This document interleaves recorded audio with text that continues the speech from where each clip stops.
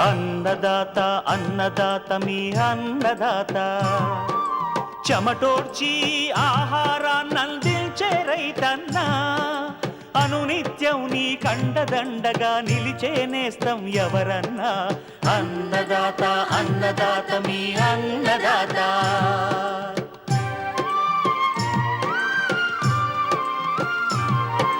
నూతన రీతుల సాగుబడికి, నూరింతలు పెరిగే దిగుబడికి సూచనలిచ్చే సస్య రక్షణకు, పశు పోషణకి శాస్త్ర విజ్ఞానం అందించి ముందుకు నడిపే తెలుగు రైతు భారతదేశానికి మకుటం అయ్యేలా తీర్చిదిద్దే ఆశయంతో మిమ్ము మేలు కొలిపేది అన్నదాత.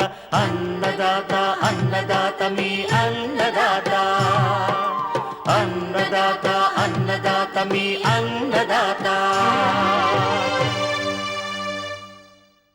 అన్నదాత ప్రేక్షకులకు నమస్కారం. ఈనాటి ముఖ్యాంశాలు: పొడి దుక్కిలో సీడ్రిల్తో వరి సాగు విధానం, ఉల్లి టొమాటో పైర్లలో కలుపు నివారణ, పాడి పరిశ్రమలో పచ్చి మేతల ప్రాధాన్యత, అందుబాటులో ఉన్న పశుగ్రాసాల రకాలు, ఇంకా జై కిసాన్ వ్యవసాయ సమాచారం.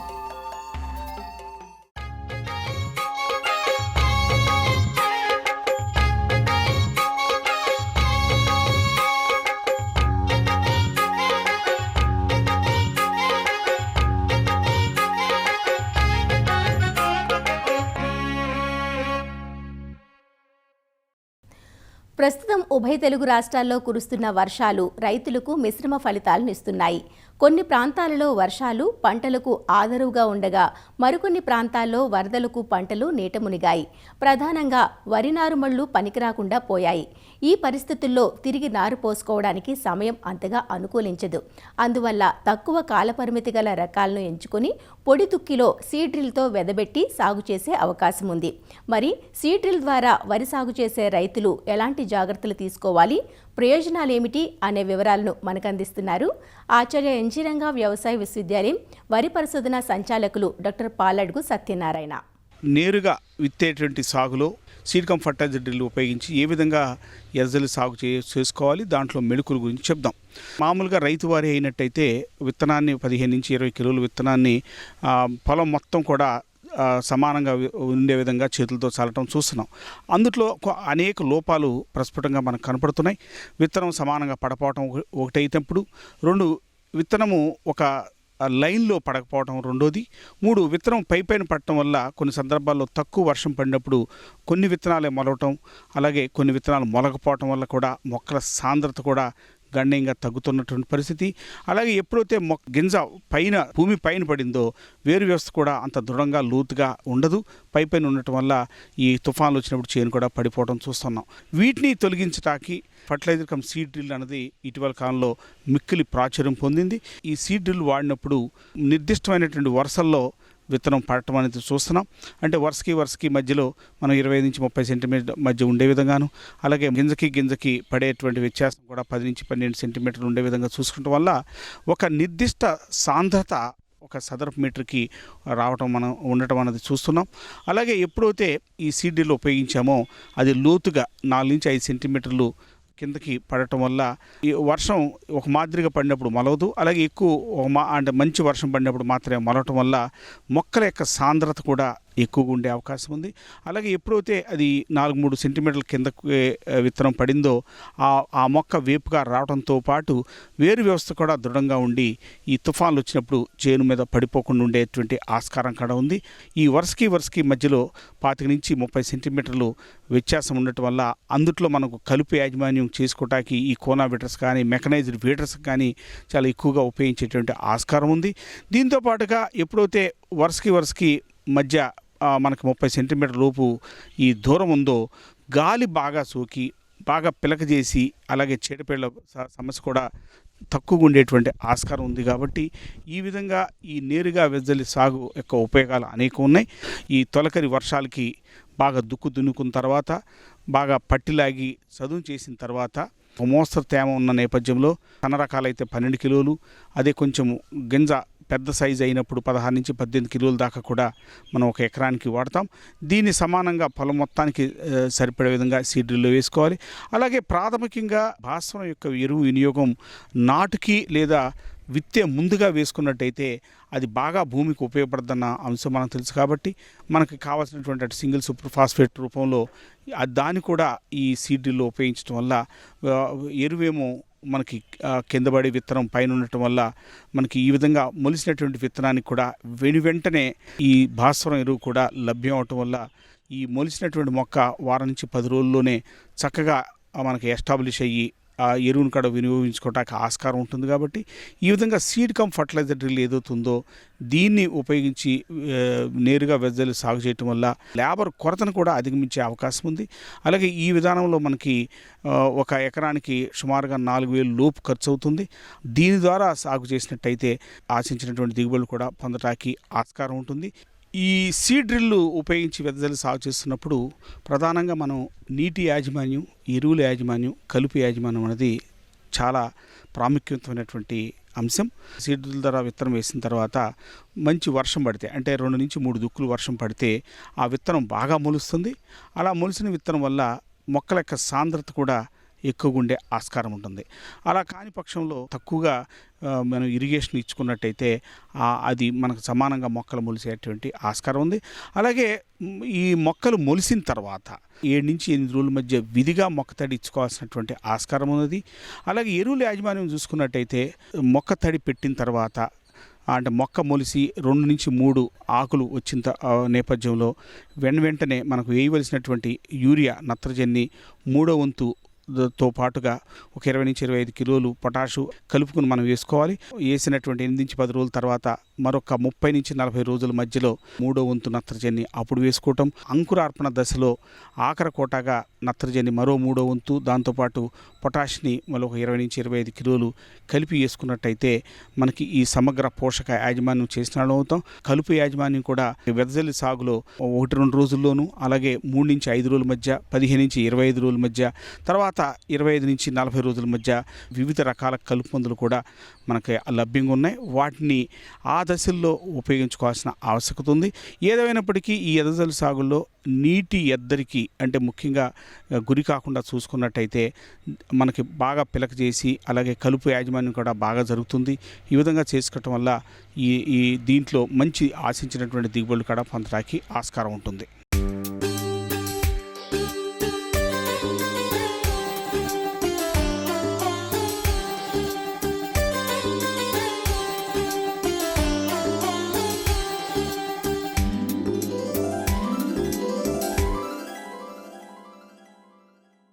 పంటలన్నింటికీ తొలి దశలో కలుపు సమస్యగా మారుతుంది. కూరగాయ పంటలకు ఇది మినహాయింపు కాదు. అయితే వర్షాలు ఎక్కువైనప్పుడు, అంతర్కృషి వీలు కానప్పుడు అన్ని రకాల పంటలకు సిఫార్సు చేయబడ్డ కలుపు మందులు అందుబాటులో ఉన్నాయి. కలుపు దశను బట్టి, ఆయా జాతులను బట్టి, పంట రకాన్ని బట్టి వేరువేరుగా కలుపు మందులను సిఫార్సు చేస్తారు. అయితే కూరగాయ పంటలకు మాత్రం కలుపు మందుల ఎంపిక చాలా పరిమితంగా ఉంటుంది. ఎందుకంటే తాజా కూరగాయలను ఆహారంగా స్వీకరిస్తాం కాబట్టి ఆయా మందుల అవశేషాలు వాటిలో ఉండిపోతాయి. ఉల్లి, టొమాటో పంటల్లో మాత్రం కలుపు మొలవక ముందు, మొలిచాక వాడదగ్గ మందులు ఉన్నాయి. మరి ఉల్లి, టొమాటోలో వాడదగ్గ కలుపు మందులేవి? ఇతర కూరగాయ పంటల్లో ఎలాంటి కలుపు మందులు వాడుకోవచ్చు? ఆకుకూరల్లో వాడుకోవచ్చా? అన్ని వివరాలు ప్రొఫెసర్ జయశంకర్ తెలంగాణ రాష్ట్ర వ్యవసాయ విశ్వవిద్యాలయం రాజన్ నగర్లోని కలుపు యాజమాన్య విభాగం ప్రధాన శాస్త్రవేత్త డాక్టర్ బి పద్మజ నుంచి తెలుసుకుందాం. కూరగాయలలో ఎక్కువ విస్తీర్ణంలో సాగవుతున్న పంటల్లో ముఖ్యమైనవి ఉల్లి మరియు టొమాటో. ఈ పంటలలో కలుపు సమస్య ఎక్కువగా ఉంటుంది. ఈ కలుపు వలన దిగుబడి నష్టపరచడమే కాకుండా ఉల్లి కానీ టొమాటో కానీ క్వాలిటీ కూడా దెబ్బతినడానికి అవకాశం ఉంది. కాబట్టి ఈ కలుపు నివారణ మీద శ్రద్ధ పెట్టాలి. కూలీలతో కానీ లేదా ఇతర పద్ధతులతో కలుపు నివారణకు అత్యంత ఎక్కువ ఖర్చు అవుతుంది. కాబట్టి కలుపు మందులు ఈ 2 పంటల్లో వాడుకోవడానికి అనువైనవి లభ్యమవుతున్నాయి. టొమాటో కనుక తీసుకుంటే కనుక టొమాటో నాటడానికి ముందు ఒక వారం రోజుల ముందు మెట్రిబ్యూజిన్ అనే కలుపు మందును ఎకరానికి 300 గ్రాముల చొప్పున 200 లీటర్లు కలుపుకొని చేతి పంపుతో భూమిపైన తేమ ఉన్నప్పుడు పిచికారీ చేసుకుని వారం రోజుల తర్వాత విత్తుకుంటే ఈ కలుపు అనేది మొలవకు ముందే నాశనం అవుతుంది. ఒకవేళ అలాగా చేసుకోలేని పక్షంలో నాటిన తర్వాత 20 రోజుల వరకు కూడా ఈ మెట్రిబ్యూజిన్ మందును 300 గ్రాముల చొప్పున చేతి పంపుతో ఎకరానికి 200 లీటర్ల నీటితో కలిపి పిచికారీ చేసుకోవచ్చు.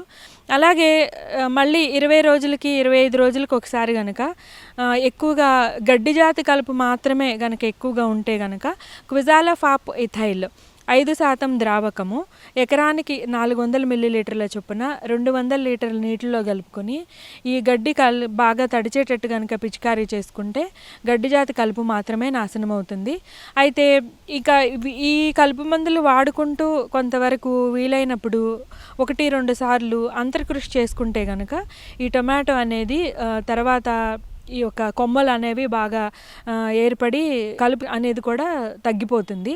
ఇకపోతే ఈ ఉల్లి పంటలో ఎక్కువగా కలుపు సమస్య అనేది రైతాంగం ఎదుర్కొంటా ఉన్నారు.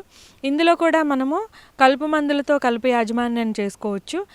ఈ ఆక్సిఫ్లోరోఫెన్ అనేది ఉల్లి విత్తిన వెంటనే 48 గంటల లోపల మనము ఎకరానికి 100 మిల్లీలీటర్ల చొప్పున 200 లీటర్ల నీటిలో కలుపుకుని చాట్ ఫ్యాన్ నాజిల్తో మాత్రమే కనుక పిచికారీ చేసుకుంటే ఉల్లి మొలకెత్తే లోపలే ఈ యొక్క కలుపు మొలకెత్తకుండా ఉంటుంది. అలాగే ఈ మధ్యకాలంలో ఉల్లిలో కూడా సమర్థవంతంగా పనిచేయడానికి ప్రొపాక్విజాఫాప్తో పాటు ఆక్సిఫ్లోరోఫెన్ రెండింటి కాంబినేషన్ మిశ్రమ కలుపు మందు ఇది ఎకరానికి 350 మిల్లీలీటర్ల వరకు వాడుకోవచ్చు. దీనివలన మొలచిన కలుపు కూడా అంటే మనము విత్తిన తర్వాత 20 రోజుల వరకు కూడా వాడుకోవచ్చు. దానివలన మొలచిన కలుపు అంటే లేత కలుపు 2 నుంచి 4 ఆకుల దశలో ఉన్న కలుపు నాశనం అవుతుంది. అలాగే ఈ ఆక్సిఫ్లోరోఫెన్తో పాటు క్విజాలఫాపిథైల్ 5% ద్రావకం కూడా మనము ట్యాంక్లో కలుపుకోవచ్చు. ఇదైతే మనము ఎకరానికి 400 మిల్లీలీటర్ల చొప్పున కనుక మొలిచిన గడ్డిపై కనుక పిచికారీ చేసుకుంటే ఈ కలుపు నుంచి నష్టం తీవ్రత అనేది తగ్గుతుంది. అయితే మిగతా కూరగాయలలో కనుక చూసుకుంటే మనము కొంతవరకు పెండిమిథాలిన్ 30% ద్రావకాన్ని విత్తిన వెంటనే వాడుకోవచ్చు. లేదా గడ్డి జాతి కలుపుకు మాత్రమే క్విజాలఫాపిథైల్ 5% ద్రావకము కొంతవరకు మనము ఏ విధమైన పంటలకు నష్టం లేకుండా వాడుకోవచ్చు. ఈ 2 తప్పితే ఎక్కువగా వాడుకోవడానికి అనువైన కలుపు మందులు అయితే ప్రస్తుతము మనకి అందుబాటులో లేవు. ముఖ్యంగా ఆకుకూరల పంటలలో మాత్రము కలుపు మందులు వాడకుండా ఉంటేనే మంచిది.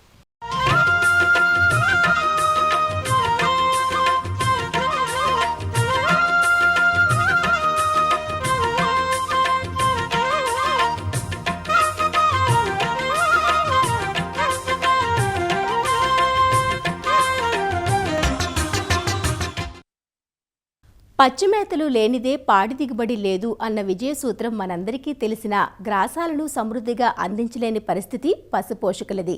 ప్రపంచీకరణ పుణ్యమా అని సాగు భూమికి కొరత ఏర్పడడంతో దానాలపై అధికంగా ఆధారపడుతున్నారు.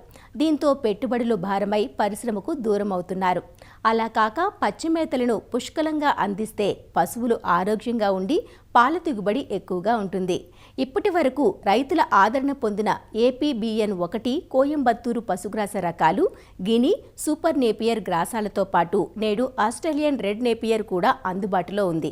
ప్రస్తుత కాలంలో సాగుకు ఏ ప్రాంతాలకు ఏ పశుగ్రాసాల సాగు అనువుగా ఉంటుందో వివరాలు తెలియజేస్తున్నారు శ్రీ వెంకటేశ్వర పశువైద్య విశ్వవిద్యాలయం, పశ్చిమ గోదావరి జిల్లా వెంకటరామన్నగూడెం గేదెల పరిశోధనా స్థానం ప్రధాన శాస్త్రవేత్త డాక్టర్ కె ఆనందరావు.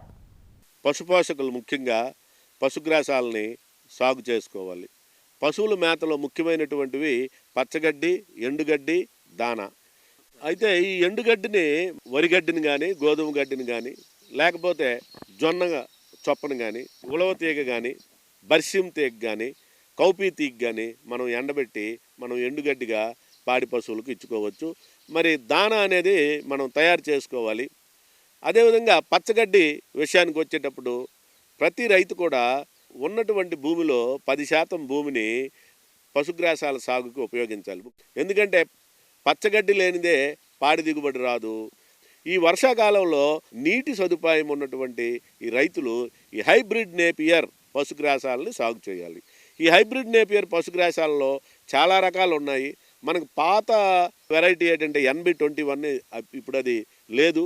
మనకు కనిపిస్తున్నవి కో1, కో2, కో3, కో4, కో5 వరకు కూడా కోయంబత్తూర్ అగ్రికల్చర్ యూనివర్సిటీ వాళ్ళు డెవలప్ చేసి ఉన్నాయి. అయితే మనకి కో4, కో5, కో3 బాగా ప్రాచుర్యము చెందాయి. అదేవిధంగా మన ఆంధ్రప్రదేశ్ అగ్రికల్చర్ యూనివర్సిటీ వాళ్ళు డెవలప్ చేసినటువంటి variety APBN1, Andhra Pradesh bajra Napier 1. ఈ పశుగ్రాసం వచ్చిన తర్వాత మన ఆంధ్రప్రదేశ్లో పాడి అభివృద్ధి అనేది చాలా బాగా జరిగింది. నేపియర్ రకాల్లో మనకు చాలా రకాల్లో ఉన్నాయని చెప్పుకున్నాం. ఆ రకాల్లో ముఖ్యంగా మనము బ్రెజిలియన్ నేపియర్ అనేటువంటి ఒక పశుగ్రాసాన్ని సాగు చేస్తున్నాము. అదేవిధంగా ఆస్ట్రేలియన్ రెడ్ నేపియర్ అనేటువంటిది మనం ఇక్కడ సాగు చేసి రైతు సోదరులకు ఇవ్వడం అనేది జరుగుతుంది. వీటన్నిటికీ మించింది సూపర్ నేపియర్ పశుగ్రాసం అనేది 2016వ సంవత్సరంలో మనం తెచ్చి మొత్తం దేశం మొత్తం మీద కూడా మనం ఈ పశుగ్రాసాన్ని రైతులకు అందించడం అనేది జరిగింది. కాబట్టి వర్షాకాలంలో ప్రతి రైతు కూడా ఈ పశుగ్రాసాలని సాగు చేయాలి. మెట్టు ప్రాంతం ఉన్నటువంటి రైతులు గిని గడ్డిని సాగు చేసుకోవాలి. ముంపుడు ప్రాంతంలో ఉన్నటువంటి రైతులు పారాగడ్డిని సాగు చేసుకోవాలి. సారవంతమైనటువంటి భూమి, నీటి సదుపాయం ఉన్నటువంటి రైతులు ఈ హైబ్రిడ్ నేపియర్ వంటి పశుగ్రాసాలని సాగు చేసుకోవాలి. తక్కువ వర్షపాతం నమోదవుతున్నటువంటి పరిస్థితుల్లో ఈ ఆరుతడి పదులలో జొన్న కానీ, మొక్కజొన్న కానీ, అలసంద కానీ, కట్టిజనుము కానీ, అలాగే పిల్లి పెసర కానీ వంటి సీజనల్ పశుగ్రాసాలు అంటారు, వీటిని కూడా సాగు చేసుకొని పశువుల యొక్క మేత కొరతను నివారించవచ్చు. ఈ ఆస్ట్రేలియన్ రెడ్ నేపియర్ అనేటువంటి పశుగ్రాసము ఇక్కడ సాగు చేయడం అనేది విరివిగా జరుగుతుంది. దీనిలో ఎక్కువగా విటమిన్ A ఉంటుంది. అదేవిధంగా ప్రోటీన్ 6 నుంచి 8% ఉంటుంది. దీని కాండం కూడా చాలా మృదువుగా ఉంటుంది. ఇది వింటర్ డార్మెన్సీ అంటే శీతాకాలంలో పెరుగుదల అనేది గిడసబారకుండా ఉండకుండా 3 కాలాల్లో కూడా పెరుగుదల బాగుండి మంచి దిగుబడి ఇస్తుంది. దీనిలో కాండం తక్కువగా ఉండి ఆకులు ఎక్కువగా ఉంటాయి కాబట్టి కొద్దిగా తీగా ఉంటుంది కాబట్టి పశువులు చాలా ఇష్టపడి పశుగ్రాసాన్ని తినడం అనేది జరుగుతుంది. అయితే ఈ పశుగ్రాసాన్ని సాగు చేసే విధానం ఏంటంటే ఎకరానికి 10,000 నుంచి 12,000 కాండపు కనుపులు కావాలి. మనము ఎటువైపు చూసినా 3 అడుగులకి ఈ యొక్క కాండపు కనుపులు ఏటవాలుగా భూమికి 45 డిగ్రీల యాంగిల్లో ఒక కనుపు భూమిలో ఉండేటట్టు, ఒక కనుపు పైన ఉండేటట్టు నాటుకోవాలి. నెల రోజుల తర్వాత మనం కొద్దిగా యూరియాని చల్లాలి. ఇది సుమారుగా 50 నుంచి 55 రోజులకి కటింగ్కి వస్తుంది. సలీనా 100 నుంచి 120 టన్నుల పశుగ్రాసాన్ని తీసుకోవచ్చు. సంవత్సరానికి 5-6 కటింగ్లు ఇస్తుంది. కాబట్టి రైతు సోదరులు ఈ యొక్క ఆస్ట్రేలియన్ రెడ్ నేపియర్ పశుగ్రాసాన్ని సాగు చేయడం వలన పశువుల్లో ఎదురవుతున్నటువంటి పునరుత్పత్తి సమస్యల్ని నివారణ చేపట్టవచ్చు. అయితే సూపర్ నేపియర్ పశుగ్రాసము దీని మీద ఎక్కువగా ప్రోటీన్ ఉన్నటువంటి పశుగ్రాసం. దీనిలో 10 నుంచి 12% ప్రోటీన్ ఉంటుంది. ఇది ఇవ్వడం వలన పాడి ఉత్పత్తితో పాటు పాలలో వెన్న శాతం కూడా పెరిగి రైతుకు ఎక్కువ డబ్బులు రావడానికి అవకాశం ఉంది. ఈ హైబ్రిడ్ నేపియర్ పశుగ్రాసాలన్నీ కూడా ఇంచుమించుగా ఒకే రకమైనటువంటి సాగు విధానము కలిగి ఉంటాయి. ఈ సూపర్ నేపియర్ పశుగ్రాసం పెంచినప్పుడు భూమి యొక్క సారవంతం బట్టి 150 నుంచి 200 టన్నుల పశుగ్రాసం దీని నుంచి మనం దిగుబడి చేసుకోవచ్చు. కాబట్టి రైతులకు ఈ సూపర్ నేపియర్ పశుగ్రాసం అనేది ఒక వరంగా మనము చెప్పవచ్చు. అందువలన వర్షాకాలంలో ప్రతి రైతు కూడా పశుగ్రాసాలను సాగు చేసి తద్వారా పశువుల మేత కొరతను నివారించి వాటి యొక్క పునరుత్పత్తిని, పాడి అభివృద్ధిని ఎక్కువ చేసి తద్వారా ఆర్థిక లాభాలు పొందుతారని ఆశిస్తున్నాం.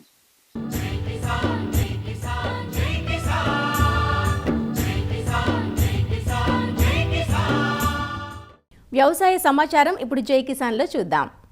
సాగులో సేంద్రియ ఎరువుల వాడకం రైతులకు ఆదరువుగా మారుతోంది. రసాయన ఎరువులను తగ్గించి అందుబాటులో ఉన్న సహజ సేంద్రియ ఎరువులను వాడుతున్న రైతులు నాణ్యమైన అధిక దిగుబడులను సాధిస్తున్నారు. అలా అనంతపురం జిల్లా బుక్కరాయ సముద్రం మండలం చెదళ్ల గ్రామానికి చెందిన రైతు నారాయణ స్వామి గత 20 ఏళ్లుగా వర్మీ కంపోస్టును ఉత్పత్తి చేస్తూ సొంతానికి పంటలకు వాడుకోవడంతో పాటు తోటి రైతులకు విక్రయిస్తూ ఆదాయాన్ని ఆర్జిస్తున్నాడు. తనకున్న 25 ఎకరాల భూమిలో నిమ్మ, బత్తాయి, దానిమ్మ పంటలను సాగు చేస్తున్నాడు.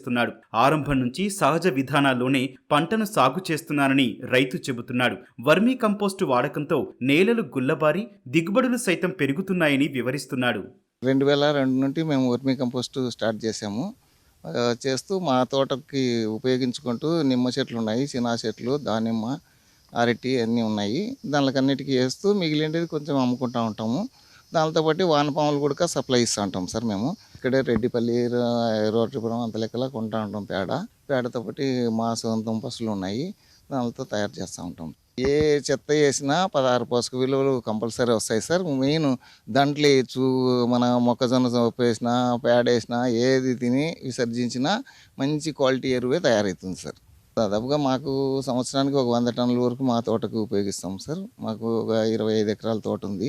25 ఎకరాలకి ఒక 100 టన్నుల వరకు మేము ఉపయోగిస్తాం. మిగిలినది అమ్ముతూ ఉంటాం సార్. ఇన్ని టన్నులు అనేది లేదు సార్. ఇంకోటి లేబర్ బాగా దొరికి కొంత కూలీలు కంటిన్యూగా వస్తా అంటే కొంచెం ఉత్పత్తి ఎక్కువ ఉంటుంది. ఎక్కువ ఉన్నప్పుడు ఎక్కువ అమ్ముతాం, లేకపోతే మామూలుగా నెలకి 40-50 టన్నులు అట్లా అమ్ముతాం. కేజీ వచ్చేసి 125 రూపాయలతో సప్లై ఇస్తున్నాం అన్నమాట వానపాములు. దాంట్లో ఉన్ని గుడ్డు పిల్ల తోటలో కూడా ఉత్పత్తి అవుతుంది అనమాట. అరటి చెట్లలో వేసామనుకోండి, అరటి ఆకు అంతా మొత్తం కుళ్ళిపోతుంది. అంటే ఒట్టి ఆకు కింద పడిన ఆకు అంతా మొత్తం తినేస్తాయి అన్నమాట తేమకి. కొంచెం తేమ అయితే తిని ఎరువు తయారు చేస్తాయి. అందుకు మనకి భూమిలో గుల్ల బారేదే కాకుండా నీళ్లు బాగా లోపలికి వెళ్ళిపోతుంది. సౌడు పొర ఉన్న భూములు కూడా వానపాములు తిని విసర్జిస్తే సౌడు భూమి కూడా విరుగుతుంది అనమాట. సౌడు ఇరిగి మంచి పొలంగా తయారవుతుంది. అందుకు ఈ వర్మీ కంపోస్ట్ వాడాలా. వర్మీ కంపోస్ట్తో పాటు వానపాములు కూడా ఉపయోగించుకుంటే మాత్రం చాలా బాగుంటుంది. ప్రతి ఒక్కరూ ఒక షెడ్ వేసుకొని ఆ షెడ్లో వానపాములు వదులుకుంటే వాళ్ళ తోటకి ఉపయోగించుకోవచ్చు. వాళ్ళ తోటలో భూమి అంతా కూడా వానపాములు నెరుచుకుంటాయి. మా తోటలో ఎక్కడన్నా చూసుకోండి వానపాములే కనపడతాయి. అట్లే మామూలుగా ఒక ప్రతి గ్రామంలోనూ చెత్త అంతా తీసుకుపోయి ఊరు బయట వేసి కాలుస్తూ ఉంటారు. ఆ కాల్చకోకుండా ఒక కొట్టం వేసి ఊరు పక్కన ఆ కొట్టంలో వానపాములు వదిలినామంటే దాంట్లో ఎరువు వస్తుంది. ఆ ఎరువును వచ్చేసి పాఠశాలకి అట్లా దానికి కూడా ఉపయోగించుకోవచ్చు. సేంద్రియ ఎరువు మేము 20 సంవత్సరాల నుంచి తయారు చేస్తున్నామండి. బాగా దిగుబడి ఉంది. మా పొలాలకు వాడుతున్నాం, సేంద్రియ ఎరువులే వాడుతున్నాం. ఇంతకుముందు వరి, దానిమ్మ, అరటి, మొక్కజొన్న తోటలకు వాడాము. రైతులు కూడా బాగా తీసుకెళ్తున్నారు మా దగ్గరికి వచ్చి. ఇప్పుడు యూరియా దాని రేట్ల కంటే మా ఎరువు చాలా చౌకగా దొరుకుతుంది. ఒక టన్ను వచ్చేసి 7,500. చుట్టుపక్కల పల్లెల నుంచి, చిత్తూరు అటు సైడ్ నుంచి కూడా రైతులు వస్తున్నారు తీసుకెళ్ళడానికి. నారాయణస్వామి ఉత్పత్తి చేస్తున్న ఎరువు నాణ్యతగా ఉండటంతో వ్యవసాయ, ఉద్యాన పంటల పరిశోధన కేంద్రాల శాస్త్రవేత్తలు కూడా తమ నూతన వంగడాల సాగు కోసం ఎరువును కొనుగోలు చేస్తున్నారు. అలానే చుట్టుపక్కల రైతులు అధిక సంఖ్యలో వస్తున్నారని రైతు చెబుతున్నాడు. ఎరువుతో పాటు సొంతంగా తయారు చేసుకునే రైతులకు వానపాములను సైతం అందిస్తున్నట్లు వివరించాడు. రైతు ఉత్పత్తిదారుల సంఘాల ద్వారా వ్యవసాయాన్ని వాణిజ్య పందాలో సాగించడంపై గుంటూరు లామ్ ఫామ్లో జూలై 25, 26 తేదీల్లో 2 రోజుల పాటు శిక్షణ తరగతులు జరిగాయి. తక్కువ పెట్టుబడితో అధిక దిగుబడి సాధించే మేలైన యాజమాన్య పద్ధతులపై నిపుణులు పలు సూచనలు అందించారు. పంట ఉత్పత్తులను నేరుగా కాకుండా ఉప ఉత్పత్తులుగా మార్చి విక్రయిస్తే మెరుగైన లాభాలు పొందవచ్చని వివరించారు. కృషి విజ్ఞాన కేంద్రాలు, ఏరువాక కేంద్రాల శాస్త్రవేత్తలు, పలు రైతు ఉత్పత్తి సంఘాల ప్రతినిధులు ఈ కార్యక్రమంలో పాల్గొన్నారు. మన రాష్ట్రంలో, మన దేశంలో అనేక పంటలు పండిస్తున్నారు.